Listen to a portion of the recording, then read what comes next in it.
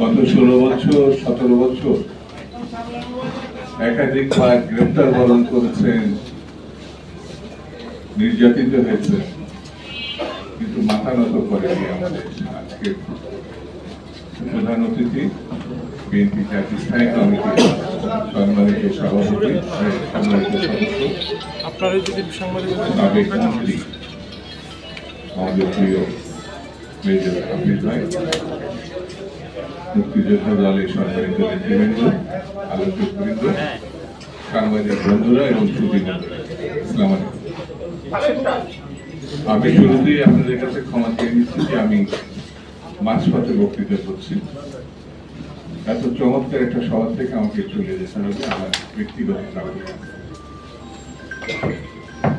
আর হাফিজের বক্তব্য তো আমি মিসই করি, কারণ তার বক্তব্য আমি নিজে ব্যক্তিগতভাবে খুব পছন্দ করি, জানার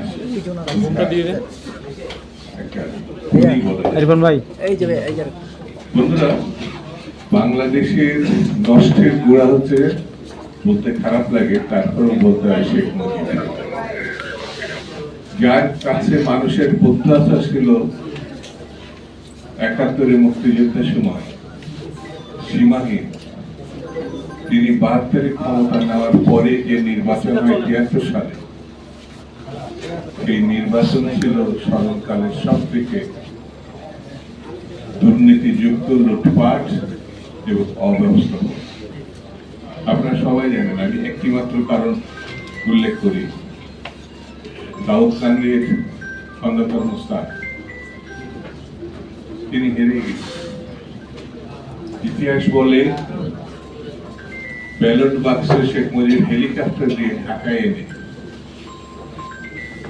সেই ব্যালট বাক্স পরিবর্তন করে তাকে জয়লাভ দিয়েছে। ভাগ্যের কি নির্মম পরিহাস! শেখ মুজিবের পরিবর্তনের যিনি নেতৃত্ব দিয়েছেন বলে অনেকে মনে করেন তিনি হচ্ছেন খন্দকার মোস্তাক। আমি শেখ মুজিবকে বলবো, মানে এই কারণে তার নাম আমি স্মরণে নিয়েছি, নষ্টের গোড়া বলেছি।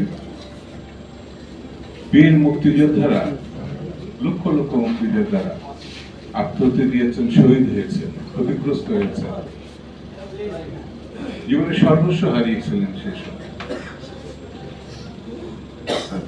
তাদের যে ত্যাগ, সেই ত্যাগটাকে জাতির সামনে উপহাসের পাত্র হিসাবে ৭৩ নির্বাচন করছিলেন শেখ মুজিব।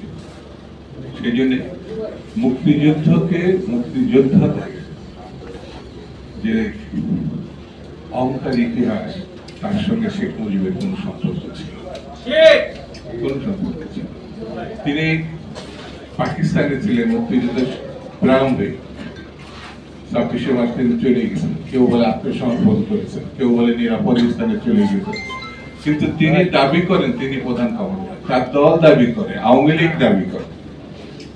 প্রধান কমান্ডার কখনো পালিয়ে যায়? আমাদের বীর মুক্তিযোদ্ধা আমার পাশে যারা বসে আছেন, তারা রণাঙ্গনে নেতৃত্ব দিয়েছেন, আল্লাহ তাদের জীবন রক্ষা করেছেন, না একটু তারাও অনেক শহীদের মতোই হয়তো শহীদ হয়েছে।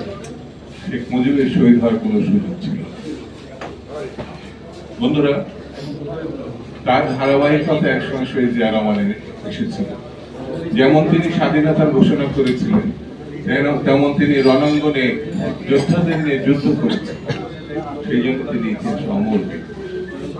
বাংলাদেশের শুধু যে মুক্তিযুদ্ধ ঘোষণা, মুক্তিযুদ্ধে অংশগ্রহণ তা না, শহীদ জিয়া রহমান আধুনিক বাংলাদেশের পূর্ণবার নেতৃত্ব দিয়েছিলেন গণতন্ত্র ফিরিয়ে আনা, যেটা বাকশালের মধ্য দিয়ে শেষ হয়ে গেছে ৭৩ সালে ৭৪ সালে।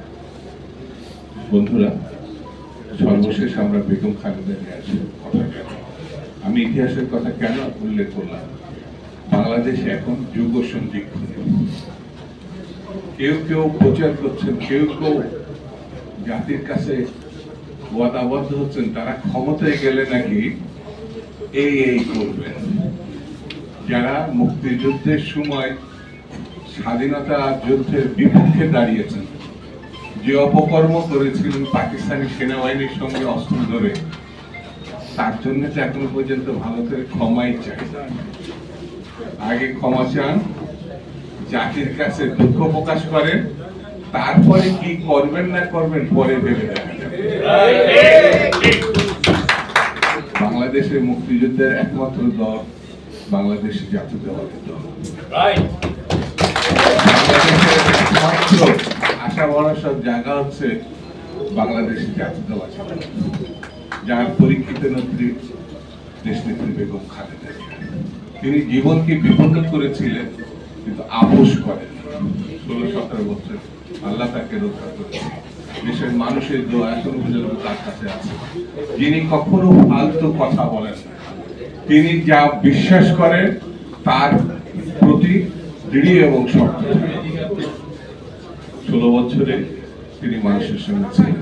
তিনি এমন সন্তানের জন্ম দিয়েছেন যে সন্তানটি বাংলাদেশের গণতন্ত্র রক্ষা করার জন্য অক্টোবর সৈনিক হিসাবে মানুষের সব থেকে একটা শ্রদ্ধা ভালোবাসার মানুষ। তিনি হচ্ছে জনাব তারেক রহমান। এই পরিবার, জিয়া পরিবার আর শেখ পরিবার আকাশ আর পাতাল।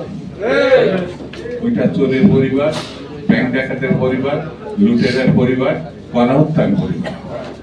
আরেকটি পরিবার হচ্ছে বাংলাদেশের স্বাধীনতা ঘোষণার পরিবার, লড়াইয়ের পরিবার, গণতন্ত্রের সপক্ষে জীবনকে উৎসর্গের পরিবার।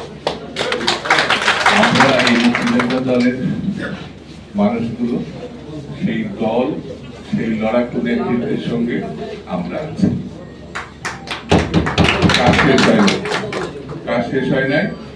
এখানে একটি নেতৃত্বমূলক পার্লামেন্ট প্রতিষ্ঠা করতে হবে, জনপ্রতিনিধিত্বমূলক সরকার গঠন করতে হবে, যেটি নির্বাচনের মধ্য দিয়ে শুধু সম্ভব। অন্য কোনো পথ, কোনো ব্যবস্থা নাই যেটি গণতন্ত্রের উত্তরণের জন্য বিকল্প পথ, সেটি নির্বাচন। আমি সেই নির্বাচন সরকারের, বর্তমান সরকারের মধ্য দিয়ে প্রতিষ্ঠা হবে এই প্রত্যাশা আমি করি, আমার দল করে, আমার সহকর্মীরা করে, আমাদের দেশের জনগণ। আমরা সেই অপেক্ষায় আছি। ভালো থাকবেন, সুস্থ থাকবেন।